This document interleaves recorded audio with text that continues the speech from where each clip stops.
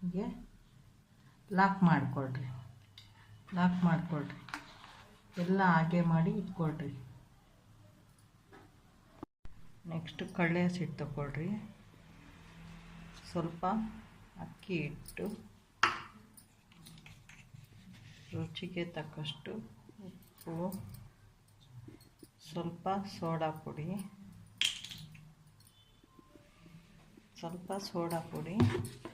ಮೆಣಸಿನ್ಕಾಯಿ ಬೀಜ ತೆಗೆದಿರ್ತೀವಿ, ಖಾರ ಇರಲ್ಲ, ಅದಕ್ಕೆ ಸ್ವಲ್ಪ ಖಾರ ಪೌಡರ್ ಹಾಕಿ ಮಿಕ್ಸ್ ಮಾಡಿ ನೀರು ಹಾಕಿ ಕಲಸಿ ಗಟ್ಟಿಗೆ. ಮೀಡಿಯಮಾಗಿ ಬಜ್ಜಿ ಮಾಡ್ತೀವಲ್ಲ ಆ ಥರ ಕಲಸಿ. ಈ ಥರ ಕಲಸಿದಾದ್ಮೇಲೆ ಎಣ್ಣೆಯಲ್ಲಿ ಇಡಿ.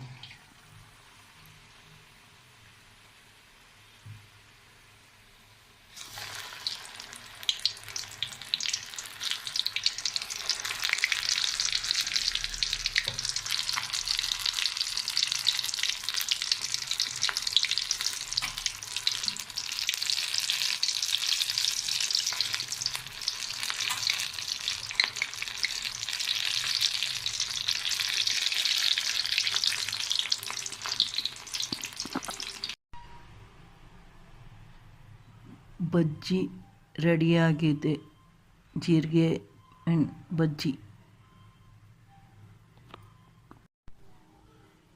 ವೆರೈಟಿ ಬಜ್ಜಿ ರೆಡಿಯಾಗಿದೆ. ಮೆಣಸಿನ್ಕಾಯಿ ಈ ಥರ ಬೀಜ ಎಲ್ಲ ತೆಗೆದು ಶೀಳಿಸಿಟ್ಕೊಳ್ರಿ.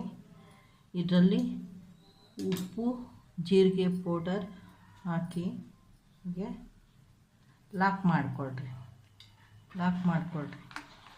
ಎಲ್ಲ ಹಾಗೆ ಮಾಡಿ ಇಟ್ಕೊಳ್ರಿ. ನೆಕ್ಸ್ಟ್ ಕಡಲೆ ಹಸಿಟ್ಟು ತಗೊಳ್ರಿ. ಸ್ವಲ್ಪ ಅಕ್ಕಿ ಹಿಟ್ಟು, ರುಚಿಗೆ ತಕ್ಕಷ್ಟು ಉಪ್ಪು, ಸ್ವಲ್ಪ ಸೋಡಾ ಪುಡಿ,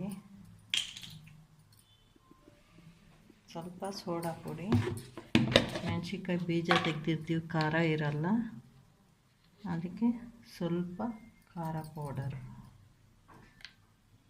ಹಾಕಿ ಮಿಕ್ಸ್ ಮಾಡಿ ನೀರು ಹಾಕಿ ಕಲಸಿ ಗಟ್ಟಿಗೆ.